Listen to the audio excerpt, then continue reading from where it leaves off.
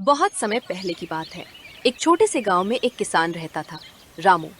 ईमानदार, मेहनती और सच्चा इंसान। लेकिन उस साल गांव पर बड़ी आफत आई। सूखा पड़ा। हे भगवान, इस बार बारिश ने साथ नहीं दिया। सब कुछ सूख गया। अब घर कैसे चलाऊंगा? गीता, घर में राशन खत्म हो गया है, बच्चे भी भूखे हैं। शायद अब सेठ लक्ष्मीदास से कर्ज लेना ही पड़ेगा। पर रामू, सुना है सेठ जी बहुत सख्त हैं, कई लोगों की जमीन छीन चुके हैं। मजबूरी है, कुछ तो करना ही होगा।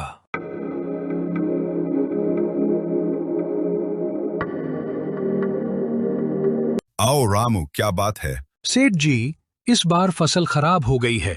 थोड़ा उधार चाहिए, अगली फसल में ब्याज समेत लौटा दूंगा। मैं कोई धर्मार्थ संस्थान नहीं हूँ रामू। मैं व्यापार करता हूँ। जमीन गिरवी रखनी होगी। सेठ जी, जमीन। 3 महीने में पैसा नहीं लौटा तो जमीन मेरी मानते हो? ठीक है सेठ जी, मैं जमीन गिरवी रखता हूँ। रामू ने फिर से जी जान लगाकर खेतों में मेहनत शुरू की। इस बार बारिश समय पर हुई।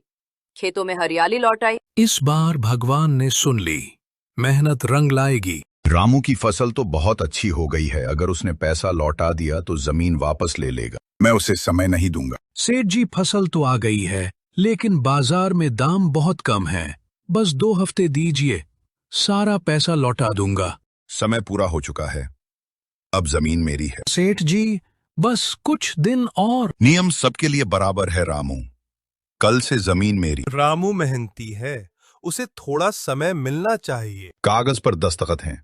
3 महीने बीत चुके हैं। अगर किसान मिट गया तो सेठ के गोदाम में कौन अनाज भरेगा? हाँ, रामू को समय दो, अन्याय नहीं सहेंगे। ठीक है, 7 दिन का समय दूंगा। अगर पूरे पैसे नहीं लाए तो जमीन मेरी। रामू ने रात दिन मेहनत की। गांव के लोग भी आगे आए। किसी ने अनाज खरीदा, किसी ने पैसा उधार दिया। भगवान, बस 1 दिन और, अब बस उम्मीद है। सेठ जी, ये लीजिए पूरा कर्ज और ब्याज। ठीक है। ये रहा जमीन रामू का को उसकी कागज। जमीन वापस मिल गई। मेहनत, ईमानदारी और गांव की एकता ने लालच पर जीत हासिल की। अब मैं कभी किसी लालची के आगे हाथ नहीं फैलाऊंगा। मेहनत ही मेरी असली पूंजी है। उस दिन से गांव वालों ने एकता की ताकत समझ ली। उन्होंने तय किया कि अब गांव के लोग मिलजुल कर एक दूसरे की मदद करेंगे और लालच करने वालों का सामना करेंगे। रामू फिर से खेती में जुट गया। उसका सम्मान पहले से भी ज्यादा बढ़ गया। उसने बच्चों को पढ़ाया और गांव का आदर्श किसान बन गया। इस कहानी से हमें सीख मिलती है कि मेहनत और सच्चाई कभी हारती नहीं और गांव की एकता हर अन्याय को हरा सकती है।